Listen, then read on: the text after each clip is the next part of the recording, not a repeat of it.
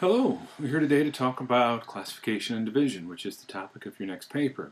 Now, classification and division is essentially definition on steroids, except it's a very particular kind of definition. When you classify or divide something, you're breaking it down in one of two ways. Either you're breaking it down into its types, or you're breaking it down into its parts.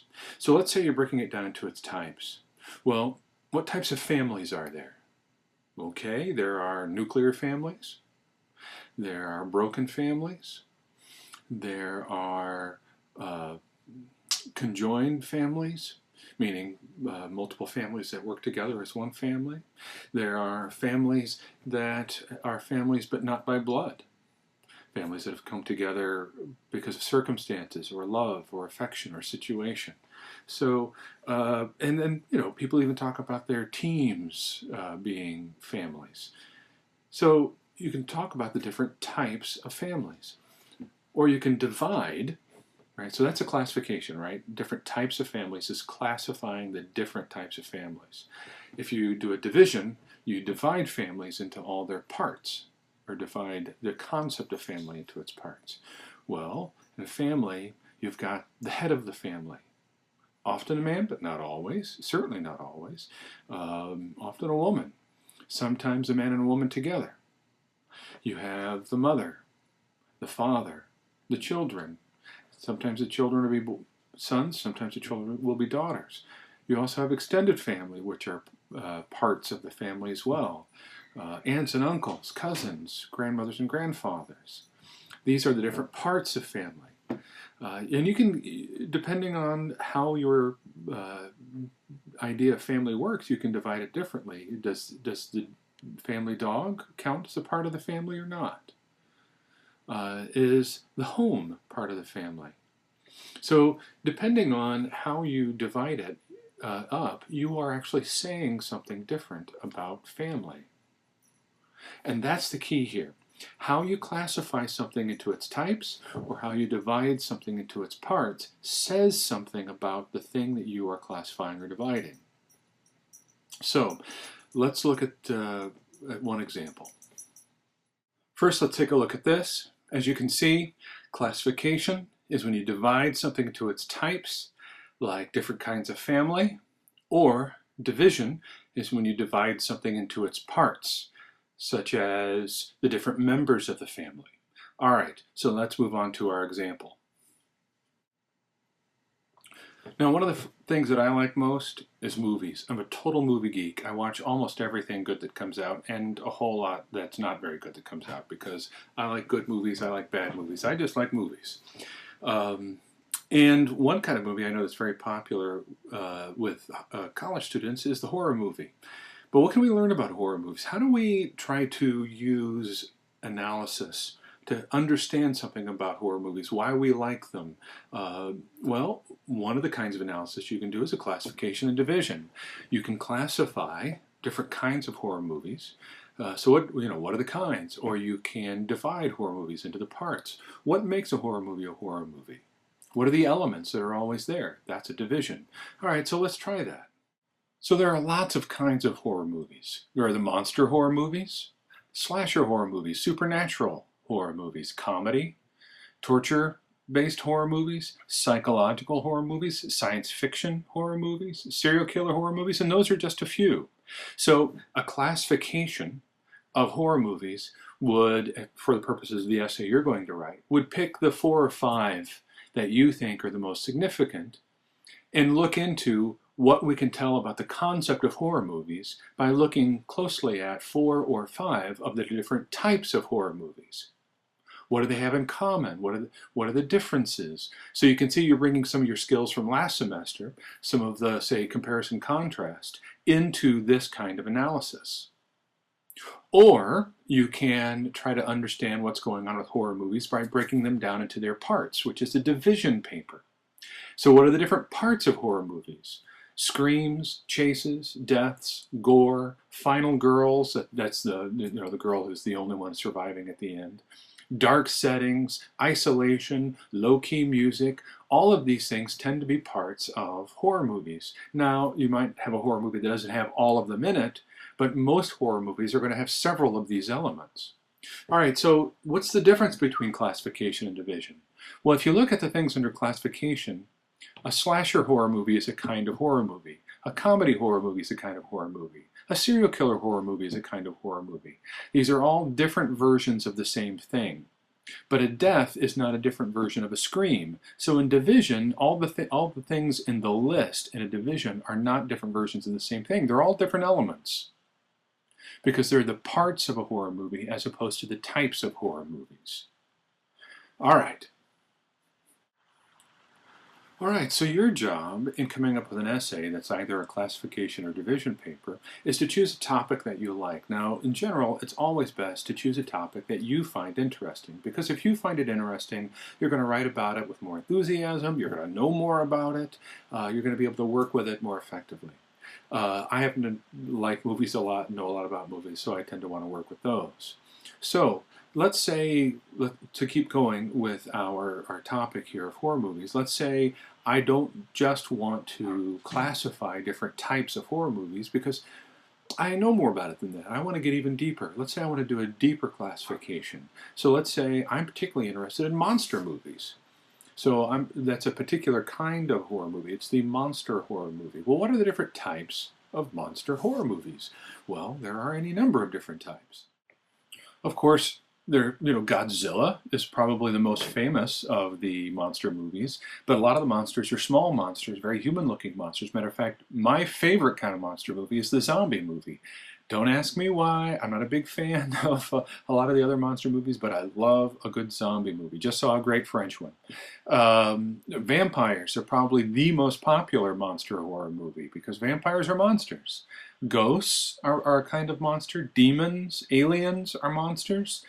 So there are all kinds of monster movies out there. So then the question would be, well, all right, so I have done my job. I have listed all the different types of monster-based horror movies. Well, what can I learn from that? Because that's the key. Remember our thesis. Our thesis makes an observation, and my list, or my observation that there are several kinds of monster movies, is my observation. But then I have to say what we learned from it. What's the significance? What's the so what question? Well, in this case, I would say that except for things like giant lizards, most monster movies are different ways of looking at humanity, because most monster movies out there are actually monster versions of us, which suggests that when we go see monster movies, we're really interested in seeing our own deep, dark, and sometimes violent, sometimes creepy insides. Well, there you go. That's the significance. That's where my thesis is. I classified different types of monster movies in order to come to the conclusion that really what we're scared of is us. All right, now, if you really want to get aggressive or ambitious, you can try doing an essay in which you do both types at once, meaning you can do both a classification and a division paper. You can classify something into its parts and then divide those parts. Now, obviously, you're not going to want to divide every single one of the types that you classify into a bunch of different parts. This really only works if the divisions end up being fairly similar, because then we learn something interesting from it. Or if they are similar in some ways but have a couple of key differences in their divisions, and hence we end up learning something from those differences. So remember, we're always headed to, all right, what have we learned? So let's take a look. All right, so let's say we wanted to do both a classification and a division of the horror movie as a phenomenon itself.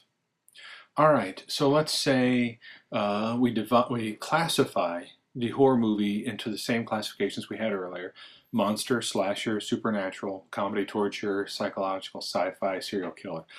There are a bunch of others, but these are good for now. So if I were building my paper, first off, I would pick, I don't know, in this case, since I am going to be doing a combination approach, maybe fewer, maybe only 3 or 4, but I'd go for 3 or 4 that are not on the surface all that similar. I'd go for slasher, supernatural, and sci-fi. Yeah, I think that'd be a good trio. Well, if I did that, I could still find that in all of those types, I would have certain aspects that would be present in all of them. So I could divide those horror movies into their parts and find that they share some very important parts. In all of them, there's the fear of death. In all of them, we have extremely intense situations. In all of them, we have incomprehensible enemies. But why is a slasher a slasher? Why does he do it? We often don't know. Supernatural is by definition incomprehensible. In sci-fi, they're aliens. We don't know why they are doing what they're doing. You almost always have issues of pursuit, of being chased in any of these movies. And finally, what all of these types do is that they cause the victims or the people involved in the story to reorganize their understanding of reality. So, no matter which of these types of horror movie you're working with, they still have these parts. So this would be a combined classification and division, looking at both the types and the parts. But what we could find here is that since even though on the surface, slasher movies, supernatural movies, and sci-fi horror movies seem very different, they all share some important core elements. And those core elements are designed to challenge and disrupt our very understanding of the world. Aha, there's my thesis. So I make an observation. My observation here is that even though these types of horror movies seem different on the surface, they share some very important elements. That's my observation.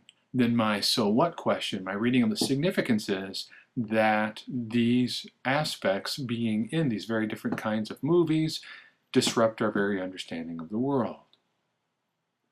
So that's what a good classification or division or combined classification division essay uses as a thesis. So as you consider developing your own thesis, I suggest that you do what I've done here. Work with what you know or what you like. And consider working with the area that you're studying here at ASU. Are you a social work major? Well, what kind of clients do you typically have? Right? What are the types of clients that a social worker is most likely to be dealing with on a given day?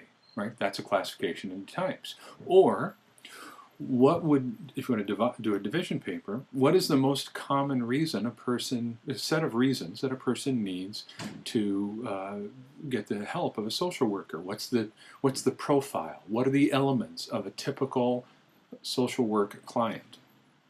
Or are you in business? Well, what are the types of businesses that you think could be profitably opened in Albany? Right? That would be a classification. Or, if you want to do a division, what are the elements of a successful business that might work in a place like Albany? Or anywhere. You don't have to choose Albany. But you get the point.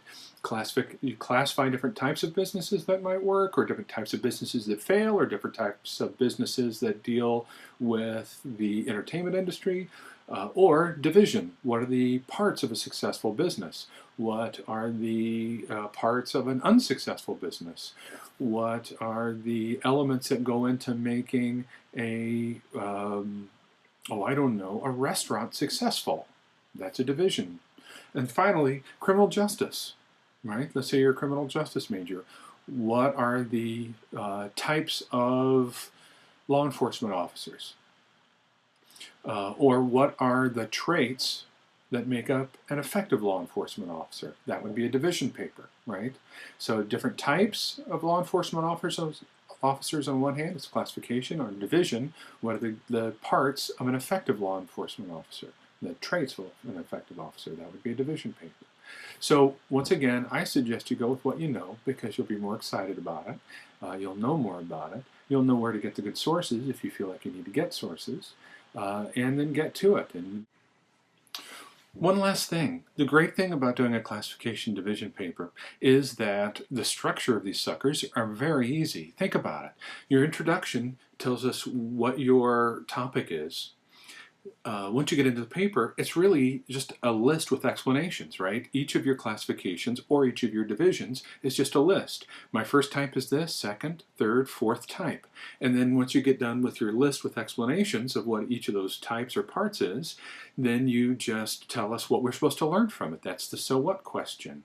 So the structure is easy. Introduction, a list, why it matters, conclusion, you're done. So good luck. I think you'll like this one. It's pretty straightforward.